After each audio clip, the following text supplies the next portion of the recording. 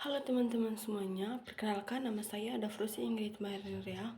Saya dari kelas 10I. Pada video kali ini, saya akan menjelaskan gerak jatuh bebas atau GJB.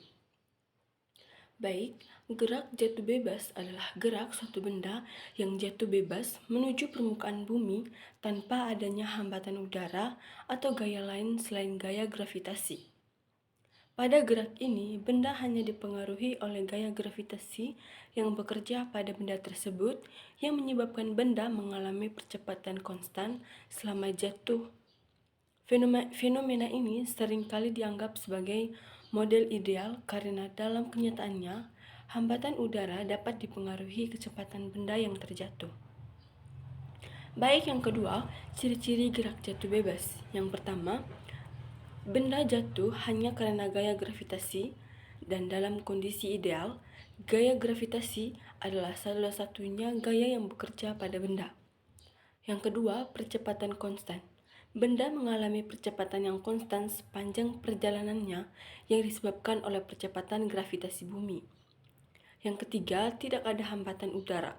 Pada gerak jatuh bebas ideal, hambatan udara dianggap tidak ada.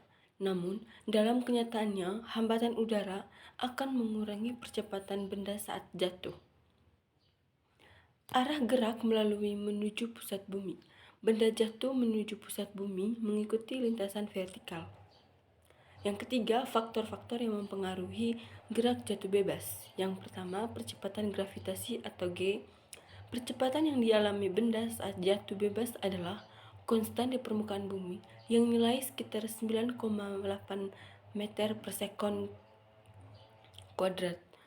Nilai ini dapat bervariasi sedikit tergantung pada ketinggian dan lokasi di permukaan bumi.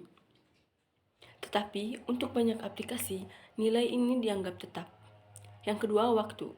Seiring waktu, kecepatan benda yang jatuh bebas terus bertambah, yang artinya semakin lama benda jatuh, semakin cepat kecepatannya. Yang berikut, perbedaan antara gerak jatuh bebas dan gerak vertikal naik. Gerak jatuh bebas adalah gerak benda yang bergerak ke bawah karena pengaruh gravitasi dengan percepatan konstan menuju pusat bumi. Sedangkan gerak vertikal naik adalah gerakan benda yang bergerak ke atas setelah diberikan kecepatan awal. Dalam gerak ini, benda mengalami percepatan negatif atau gaya gravitasi berlawanan dengan arah gerak, hingga mencapai titik tertinggi di mana kecepatannya menjadi nol. Gerak jatuh bebas dan hambatan udara. Pada kenyataannya, hambatan udara mempengaruhi gerak jatuh bebas. Ketika benda jatuh, udara memberikan gaya gesekan yang berlawanan dengan arah gerak benda.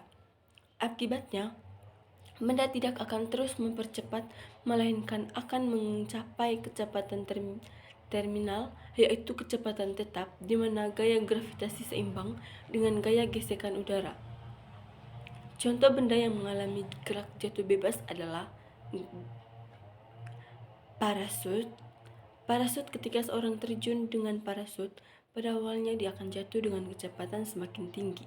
Namun, setelah beberapa saat, parasut membuka dan menghasilkan gaya gesekan udara yang sangat besar dan memperlambat laju jatuh sampai mencapai kecepatan terminal yang relatif konstan. Baik teman-teman, itu saja materi dari saya. Sekian dan terima kasih.